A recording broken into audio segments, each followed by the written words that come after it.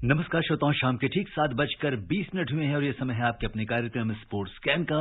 आज के sports scan के इस एडिशन के साथ मैं हूं आपका होस्ट और दोस्त सिद्धार्थ सिंह। तमाम खेल खबरों पर विस्तार से चर्चा करने के लिए स्टूडियो में आ चुके हैं वरिष्ठ खेल पत्रकार राकेश थपलियाल। राकेश, स्पोर्ट्स स्कैन कार्यक्रम में आपका स्वागत है। बहुत बहुत धन्यवाद। और सबसे पहले नजर अब तक की स्पोर्ट्स हेडलाइंस पर। प्रधानमंत्री नरेंद्र मोदी कल सुबह 11 बजे दिल्ली में अपने निवास पर राष्ट्रमंडल खेल 2022 के सभी पदक विजेताओं की मेजबानी करेंगे। भारतीय क्रिकेट कंट्रोल बोर्ड बीसीसीआई चयन समिति ने आगामी 3 एकदिवसीय मैचों की श्रृंखला में टीम के कप्तान केएल राहुल को सौंपी। शिखर धवन टीम के उप कप्तान होंगे।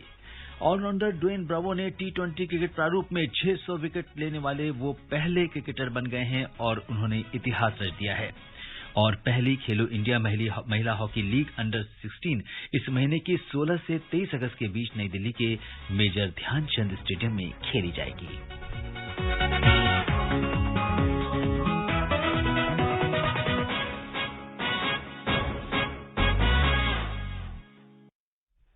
प्रधानमंत्री नरेंद्र मोदी कल सुबह 11 बजे दिल्ली में अपने निवास पर राष्ट्रमंडल खेल 2022 के सभी पदक विजेताओं की मेजबानी करेंगे। राष्ट्रमंडल खेल 2022 में भारतीय खिलाड़ियों ने 22 स्वर्ण, 16 रजत और 23 कांस्य सहित कुल 61 पदक जीते थे। 28 जुलाई से 8 अगस्त तक बर्मिंघम में आयोजित इन खेलों में लगभग 200 भारतीय खिलाड़ियों ने 16 विभिन्न खेलों में पदक के लिए प्रतिस्पर्धा की। और जिस तरीके से राकेश, हम जानते हैं कि प्रधानमंत्री हमेशा से ही खिलाड़ियों का उत्साहवर्धन करते रहते हैं और तमाम समय, चाहे आप पदक जीतते हैं या हमने जैसा कि ओलंपिक्स में भी देखा कि जब हम पदक नहीं भी जीते, चाहे वो महिला हॉकी टीम की हम बात करें या जब भी हम कुछ अच्छा करते हैं या हम नहीं कर पाते हैं, तो हमेशा वो खिलाड़ियों का उत्साहवर्धन करते हैं। और इस समय देश में खेलों को लेकर जिस तरीके का माहौल है, अब क्योंकि सीडब्ल्यूजी में बहुत सारे खिलाड़ियों से हमारी बात हुई और उन सब ने यही कहा कि जब भी हम अपना प्रदर्शन करते हैं, मेडल का रंग कोई भी हो, लेकिन प्रधानमंत्री जी का जब हमें संदेश आता है, उनसे बातचीत होती है और जब उसके बाद उन सब ने ये बोला कि हमें बेसब्री से इंतजार है कि कब ये खेल खत्म होंगे, मेडल जीतने के बाद हम दिल्ली जाएंगे और प्रधानमंत्री जी से मिलेंगे और अब उसका वक्त आ गया।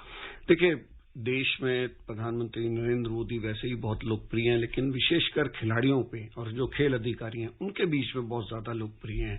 और खिलाड़ी की सबसे बड़ी खासियत यही है कि वो जाने से पहले खिलाड़ियों से मिलते हैं। किसी भी बड़े खेल आयोजन से यहाँ भी वीडियो कॉन्फ्रेंसिंग के जरिए उन्होंने मुलाकात की थी खिलाड़ियों से, उनके साथ बातचीत की, उनका हौसला बढ़ाया। और मोदी जी की एक सबसे बड़ी खासियत ये है कि उन्होंने खिलाड़ियों को एक जो आउट ऑफ बॉक्स सोचते हैं कि खिलाड़ियों को इस दबाव से हटा दिया कि भाई आपको पदक जीत के लाना है।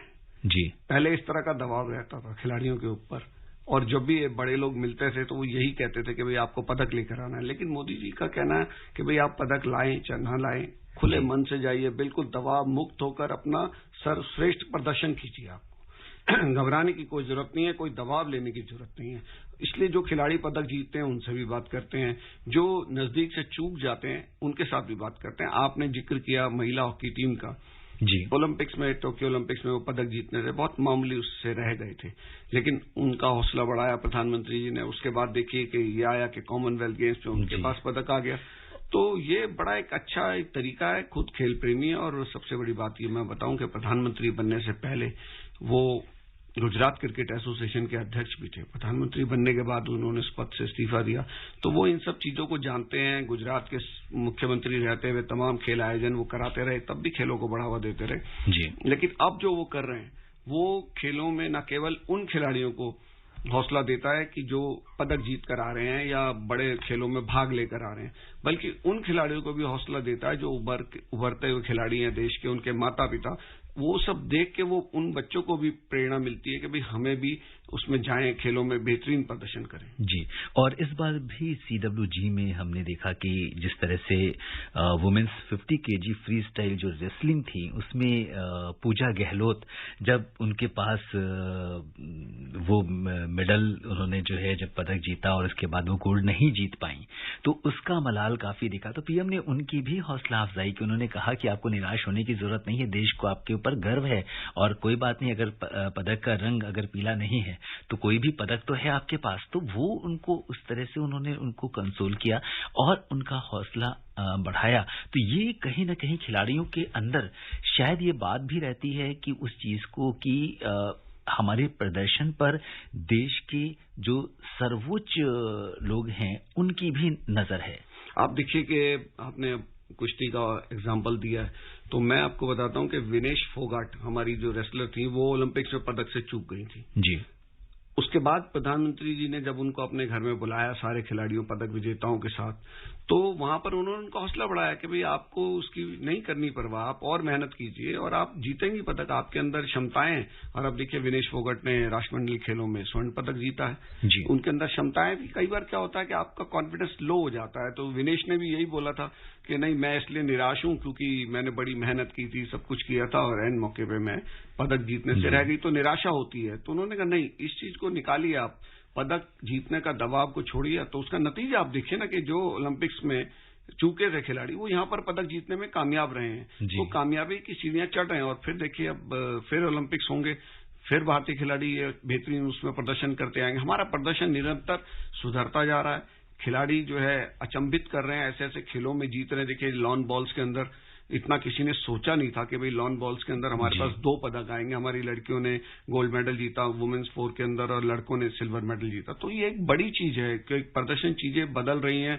लोग। और मैं आपको बताऊं साथ साथ एक लाइटर नोट पे कि जो खिलाड़ी तो बड़े खुश हैं, प्रधानमंत्री उनसे बात करते हैं, उनका हौसला बढ़ाते हैं, लेकिन अधिकारी घबराए रहते हैं। और अब सार्वजनिक रूप से अधिकारी कहने लगे हैं कि भाई खिलाड़ी डायरेक्ट पीएमओ के टच में रहते हैं, पीएम साहब के टच में रहते हैं, तो अगर हमारी कोई भी कमी पेशी होगी तो डायरेक्ट कभी उनको बोल सकते हैं। बिल्कुल, लेकिन कहीं ना कहीं शायद खिलाड़ियों के ये बात हित में है और इसीलिए शायद ये बात बहुत ही इतना ज्यादा अगर हम देखें तो चूंकि बात इतनी ज्यादा नजर है इन सब चीजों के ऊपर, तो वो चीज हमें पदक के रूप में रिफ्लेक्ट हो रही है। नहीं, बिल्कुल सिद्धार्थ, आप देखिए कि एक कार्यक्रम के अंदर जो हमारे खेल मंत्री हैं, सूचना प्रसारण मंत्री भी अनुराग सिंह ठाकुर, उन्होंने इस चीज को बोला था और बड़ा अच्छी उनकी ये बात थी कि और किस देश का प्रधानमंत्री अपने खिलाड़ियों के लिए इतना वक्त निकालता है कि जाने से पहले उनके साथ बातचीत करे, उनका हौसला अफजाई करे, उसके लौटने के बाद उनको अपने घर में बुलाकर। देखिए बहुत दूर दूर के छोटे छोटे गांवों के खिलाड़ी आते हैं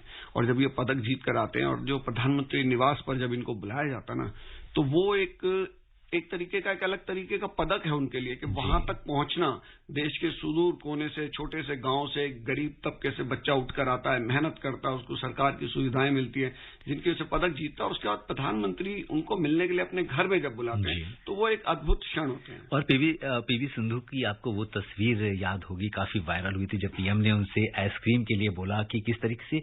तो यहाँ पर प्रधानमंत्री जी ये भी ध्यान रखते हैं कि किस खिलाड़ी को क्या चीज पसंद है, बहुत बारीकियों को वो जानते हैं। तो उससे कहीं ना कहीं एक जो रिलेशनशिप में पर्सनल टच आता है कि वो वाले पल वो किसी भी खिलाड़ी के लिए वो गौरवान्वित करने वाले होते हैं। बिल्कुल, आप देखिए कि लोग वो फोटोग्राफ संभाल के रखते हैं पुराने प्रधानमंत्री राष्ट्रपतियों के साथ भी, लेकिन इनका ये एक स्पेशल टच है कि खिलाड़ी को क्या पसंद है, जो वो खाते नहीं है वो खिलाड़ी, क्योंकि अपने खेल के दौरान उन्हें डाइट पे अपने कंट्रोल रखना पड़ता है। तो वो आके, जैसे उनको आइसक्रीम मना थी, पीवी सिंधु खा नहीं रही थी प्रैक्टिस की वजह से कि भाई ओलंपिक्स का पदक जीतना, जब आई तो उन्होंने उनके लिए आइसक्रीम रखी।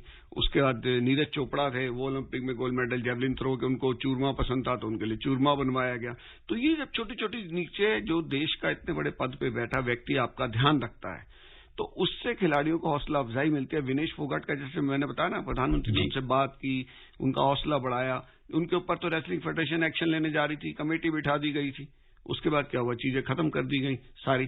तो ये छोटी छोटी चीजों का बड़ा फर्क पड़ता है। और जो देखिए खिलाड़ी होते हैं पदक जीत के आते हैं तो उनका एक बड़ा सपना होता है कि प्रधानमंत्री अपने घर में बुलाकर उनके साथ ऐसे बिल्कुल अपनेपन के साथ बातचीत कर रहे हैं, तो वो बहुत हौसला बढ़ता है खिलाड़ियों का। और जो देख रहे होते हैं उनको टेलीविजन के माध्यम से या मीडिया के माध्यम से देखते हैं, सुनते हैं, पढ़ते हैं इस बारे में, उन खिलाड़ियों का भी हौसला बढ़ता है कि भाई हमें भी एक दिन वहां तक पहुंचना है। वहां तक पहुंचेंगे कैसे? भाई आपको पदक जीतना पड़ेगा, भारतीय टीम में स्थान बनाना पड़ेगा और बड़े बड़े खेल आयोजनों में आपको जाना पड़ेगा, तभी आप वहां तक पहुंच पाएंगे। बिल्कुल। तो उम्मीद करते हैं कि जो हमारे भारतीय खिलाड़ी हैं वो ऐसे ही उम्दा प्रदर्शन जारी रखेंगे। आजादी के 75वें वर्ष का पर्व आजादी का अमृत महोत्सव के अंतर्गत भारतीय हॉकी टीम ने राष्ट्रमंडल खेलों में शानदार प्रदर्शन के बाद यहां राष्ट्रीय समर स्मारक का दौरा किया। भारतीय हॉकी टीम ने जो हमारे जो लोग हैं उनको श्रद्धांजलि अर्पित की और गहरी रुचि दिखाई राष्ट्रीय समर स्मारक में। जो हमारी मतलब सेना के जो वीर लोग हैं और जिन्होंने देश के लिए अपनी कुर्बानी दी, तो सबसे बड़ी बात यह है कि अब यहां पर ये चीज आती है कि आप पदक तो जीतते ही हैं। हम उसी श्रृंखला में बात कर रहे हैं कि इसके बाद जब आप राष्ट्रीय समर स्मारक में जाते हैं तो कहीं ना कहीं एक पूरा आप देखें तो एक सीरीज है इसकी। नहीं, देखिए बहुत अच्छी चीज है और इससे क्या होता है कि पूरे देशवासियों को एक संदेश जाता है कि राष्ट्रीय समर स्मारक में जो खिलाड़ी जा रहे हैं, अभी पदक जीत कर आए, हॉकी टीम वहां पर गई, उसकी तस्वीरें लोग देखते हैं और हॉकी टीम में आप देखते हैं कि देश के कोने कोनों से खिलाड़ी उसमें शामिल होते हैं और देश के हर हिस्से से कहीं ना कहीं आपको शहीद मिलेंगे जिनके नाम वहां पर इंगित हैं। तो वो खिलाड़ी देखकर उनको पता लगता है कि भाई इतिहास क्या है, हमारे प्रदेश का कौन सा व्यक्ति है जिसने यहाँ पर देश के लिए जान दी, तो उससे कहीं ना कहीं उनको प्रेरणा मिलती है। और जो देश के लिए शहीद हुए वे लोग होते हैं उनके परिवारों को भी इससे बड़ा एक सम्मान की अनुभूति होती है कि देश के लिए पदक जीतने वाले खिलाड़ी वहां पर जा रहे हैं और उन चीजों को देख रहे हैं, शहीदों के नामों को पढ़ रहे हैं, उनके बारे में जानकारी हासिल कर रहे हैं। और बल्कि ये पदक जीतने के अलावा भी जो तमाम वैसे भी देश के खिलाड़ी हैं वो उनको वहां पर जाने की परंपरा सी बन गई है कि वो खिलाड़ी वहां पर जाते रहते हैं जब भी वक्त मिलता है। तो ये बहुत अच्छी शुरुआत है। पहली खेलो इंडिया महिला हॉकी लीग अंडर 16 इस महीने की 16 से 23 अगस्त के बीच नई दिल्ली के मेजर ध्यानचंद स्टेडियम में खेली जाएगी। युवा कार्य और खेल मंत्रालय के अनुसार देश की कुल 16 टीमें इसमें भाग ले रही हैं। इसमें कुल 56 मैच खेले जाएंगे और लीग के पहले चरण में 300 खिलाड़ी खेलेंगे। खेलो इंडिया दुनिया को जीतो। भारतीय खेल प्राधिकरण ने इस स्पर्धा के 3 चरणों के लिए कुल 53,72,000 रुपए आवंटित किए हैं। इस आवंटन में 15,50,000 पुरस्कार राशि भी शामिल है। मैच प्रतिदिन सुबह 6:30 बजे शुरू होंगे और फाइनल मैच शाम 5 बजे खेला जाएगा। 19 अगस्त को अवकाश का दिन रहेगा। खेलो इंडिया महिला हॉकी लीग अंडर 16 का पहला और दूसरा चरण राउंड रॉबिन प्रारूप में खेला जाएगा। टीमों की अंतिम रैंकिंग पहले 2 चरणों के समापन के बाद निर्धारित की जाएगी। तीसरे चरण में वर्गीकृत मैच होंगे जहां प्रत्येक टीम कम से कम 3 मैच खेलेगी। खेलो इंडिया दुनिया को जीतो। तो राकेश, आप खेलो इंडिया जो है वो शुरू से कवर कर रहे हैं और काफी आपने इसको नजदीक से देखा है कि किस तरह से खिलाड़ी इससे जुड़े और आज वो राष्ट्रीय और अंतर्राष्ट्रीय स्तर पर बेहतरीन प्रदर्शन कर रहे हैं। क्या कुछ कहेंगे इसके बारे में? देखिए, इसमें खेलो इंडिया की एक सबसे बड़ी खासियत यह है कि हर खिलाड़ी इसका हिस्सा बनना चाहता है, क्योंकि सब खिलाड़ियों को पता है कि खेलो इंडिया के जरिए ही अब भारतीय टीम की तरफ आपका रास्ता खुलता है और जो सुविधाओं के रास्ते खुलते हैं। अगर आप खेलो इंडिया की इवेंट्स में अच्छा प्रदर्शन करते हैं, चाहे वो खेलो इंडिया के यूथ गेम्स हो, चाहे खेलो इंडिया के यूनिवर्सिटी गेम्स हो, उसी की कड़ी में ये चीजें शुरू की गई हैं। ये जो हॉकी की लीग है पहले बड़ी एज ग्रुप वालों के लिए की गई थी, अब ये अंडर 16 वर्ग में, और वो भी देखिए क्या इतनी मोटी इनामी राशि, इतनी बड़ी इनामी राशि हॉकी के अंदर और महिला हॉकी के अंदर, मतलब ऐसी कभी सुनी नहीं गई कि इतने छोटे लेवल पे एज ग्रुप के अंदर इतनी बड़ी इनामी राशि दी जा रही। तो बहुत बड़ा ये प्रोत्साहन है और दिल्ली के मेजर ध्यानचंद स्टेडियम में आपको मैच खेलने को मिलते हैं। ये एक बहुत बड़ी उपलब्धि देश के कोने कोने के खिलाड़ियों को।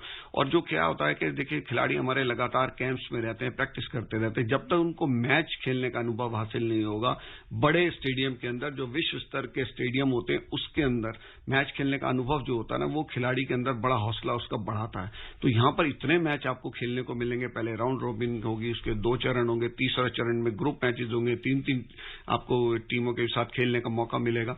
तो ये पूरे देश की जो एक तो प्रतिभा और बड़ी खिलाड़ी जो उभर कर इसमें से आएंगी, तो सबके सामने वो खिलाड़ी होंगी कि देश को कहां से क्रीम मिलेगी। ऐसे आयोजन पहले कभी नहीं हुए और मुझे लगता है कि ये बहुत बड़ी सरकार की उपलब्धि है कि खेलो इंडिया के तहत जो इतने कॉम्पिटिशन्स खिलाड़ियों को मिल रहे हैं, क्योंकि देखिए प्रैक्टिस कराना ट्रेनिंग कैंप्स में अच्छे कोचेस से वो सब एक अलग चीज है, लेकिन उनको मैचेस उपलब्ध कराना ये एक बहुत बड़ी सुविधा है। बिल्कुल, तो इन खेलों पर हमारी नजर बनी रहेगी। भारतीय क्रिकेट कंट्रोल बोर्ड बीसीसीआई चयन समिति ने आगामी 3 एकदिवसीय मैचों की श्रृंखला में टीम की कमान केएल राहुल को सौंपी है। शिखर धवन टीम के उपकप्तान होंगे। बीसीसीआई के सचिव जय शाह ने बताया कि मेडिकल टीम ने राहुल की जांच के बाद उन्हें जिम्बाब्वे में एकदिवसीय श्रृंखला के लिए फिट पाया है। आइए सुनते हैं स्पोर्ट्स डेस्क की ये खास रिपोर्ट। अपनी फिटनेस साबित करने के बाद भारतीय चयनकर्ताओं ने आगामी जिम्बाब्वे दौरे पर टीम में बड़ा बदलाव किया है। उन्होंने शिखर धवन की जगह टीम की कमान केएल राहुल को सौंपी है। भारतीय क्रिकेट कंट्रोल बोर्ड बीसीसीआई के सचिव जय शाह ने बताया कि बीसीसीआई की मेडिकल टीम ने राहुल की जांच की और उन्हें जिम्बाब्वे में वनडे सीरीज के लिए फिट करार दिया। टीम के नियमित उप कप्तान राहुल ने आईपीएल 2022 के बाद से कोई क्रिकेट नहीं खेला है। वो दक्षिण अफ्रीका के खिलाफ 5 T20 मैचों के लिए भारतीय टीम के कप्तान नियुक्त किए गए थे, लेकिन चोट के कारण उन्हें श्रृंखला से बाहर होना पड़ा था। इसके बाद वो इंग्लैंड दौरे से भी बाहर हुए थे। इस दौरान जून में उनकी स्पोर्ट्स हर्निया की सर्जरी हुई और वो वेस्ट इंडीज के खिलाफ T20 सीरीज के लिए फिट दिखाई दे रहे थे कि तभी उन्हें कोरोना हो गया। जिम्बाब्वे दौरे के लिए 30 जुलाई को भारतीय टीम का चयन हुआ था, जिसमें धवन को कप्तान बनाया गया था। अब जब राहुल फिट हो गए हैं तो चयनकर्ताओं ने उन्हें टीम का कप्तान घोषित किया है। 3 मैचों की वनडे सीरीज के लिए नियमित कप्तान रोहित शर्मा को आराम दिया गया है। इसके अलावा सूर्य कुमार यादव, श्रेयस अय्यर, अर्शदीप सिंह, रविंद्र जडेजा और युजवेंद्र चहल टीम का हिस्सा नहीं है। राहुल के अलावा दीपक चाहर की भी वनडे टीम में वापसी हुई है। इसके अलावा रोटेशन पॉलिसी को ध्यान में रखते हुए राहुल त्रिपाठी, वॉशिंगटन सुंदर और कुलदीप यादव को भी इस दौरे के लिए टीम में चुना गया है। जिम्बाब्वे दौरे के बाद भारतीय टीम एशिया कप खेलने के लिए संयुक्त अरब अमारात यूएई जाएगी। नईम अख्तर, स्पोर्ट्स कैन। जी हाँ, ये तो थी टीम, और अगर हम पूरी टीम की बात करें तो केएल राहुल, शिखर धवन, ऋतुराज गायकवाड़, शुभमन गिल, दीपक हुड्डा, राहुल त्रिपाठी, ईशान किशन विकेटकीपर हैं, संजू सैमसन, वॉशिंगटन सुंदर, शार्दुल ठाकुर, कुलदीप यादव, अक्षर पटेल, आवेश खान, प्रसिद्ध कृष्णा, मोहम्मद सिराज और दीपक चाहर टीम का हिस्सा हैं। तो किस तरीके से देखते हैं जिम्बाब्वे में अब जबकि ये बदलाव किया गया है, टीम की कमान केएल राहुल को सौंपी गई है। देखिए, मुझे लगता है कि सिद्धार्थ कि जब कोई खिलाड़ी टीम से बाहर होता है और अगर वो खेल की वजह से बाहर है तो एक अलग तरह की निराशा होती है, लेकिन जब चोटों की वजह से बाहर होता है तो वो बहुत ही निराशाजनक खिलाड़ी के लिए हो जाता है कि वो क्या करे, मतलब ऐसे में, क्योंकि उस समय वो प्रैक्टिस भी नहीं कर पाता। आप ऑपरेशन हुआ, कोरोना से पीड़ित हो गए, दूसरी आपको बीमारियां लगती रही, तो ये सब केएल राहुल के साथ चलता रहा और काफी समय उनका इसमें जो है आप देखिए कि खराब होता है खिलाड़ी का। और खिलाड़ी के लिए ये क्षण बड़े निराशा के होते हैं कि जब वो ऐसे दौर से गुजर रहा होता है कि वो बीमारी से जूझ रहा है, बीमारी ठीक हो जाए, उसके बाद आपको लंबा अंतराल लेना पड़ता है, तो वहां पर वो दिक्कत आती है। लेकिन ये एक इस दौरे के लिए एक अच्छी टीम है जो कि अनुभवी भी है और युवा भी है। ऑलराउंडर एवन ब्रावो ने T20 क्रिकेट प्रारूप में 600 विकेट लेने वाले पहले क्रिकेटर बनकर इतिहास रच दिया है। द 100 मेंस टूर्नामेंट में नॉर्दर्न सुपरचार्जर्स की ओर से खेल रहे 38 वर्षीय ब्रावो ने कल ओवल में ये अभूतपूर्व उपलब्धि हासिल की। इस मैच से पहले ब्रावो के नाम 545 मैचों में 598 T20 विकेट थे। कितनी बड़ी सफलता मानते हैं राकेश, 600 विकेट। देखिए, एक बड़ी बात है कि 600 विकेट उनके यहाँ पर हुए हैं, एक उपलब्धि है, एक आंकड़ा है, और बहुत जुझारू ऑलराउंडर रहे हैं और मध्यम तेज गेंदबाजी उनकी बहुत जबरदस्त रही है और क्रूशियल मौके पे उन्होंने विकेट्स लेके अपनी टीमों को जिताया, जिस भी टीम के लिए वो खेले। अगर हम उनका वैसे टेस्ट करियर देखें तो 86 विकेट टेस्ट मैचों में उनके नाम है, एक दिवसीय में 199 विकेट हैं और जो T20 के इंटरनेशनल मैच उनमें करीब 91 मैचों में 78 विकेट है और आईपीएल में भी वो काफी सफल रहे, 183 विकेट उनके नाम है और फर्स्ट क्लास क्रिकेट में 177 है। और ये T20 के जो टोटल उनके मैचेस हैं क्लब के सब 600 विकेट, तो 600 विकेट का आंकड़ा किसी भी खिलाड़ी के लिए एक बड़ा आंकड़ा होता है और वो दिखाता है कि वो लगातार सफलता के झंडे गाड़ते रहे हैं। फीफा ने पुष्टि की है कि 2022 विश्व कप के शुरुआती मैच में मेजबान कतर को इक्वाडोर का सामना करने की अनुमति देने के लिए पूर्व निर्धारित योजना से एक दिन पहले टूर्नामेंट का आयोजन किया जाएगा। कतर मूल रूप से 21 नवंबर को अपना पहला विश्व कप अभियान खेलने के लिए तैयार है। उस दिन ग्रुप ए प्रतिद्वंदियों सेनेगल और नीदरलैंड्स के बीच प्रतियोगिता शुरू करने के लिए ये निर्धारण किया गया था।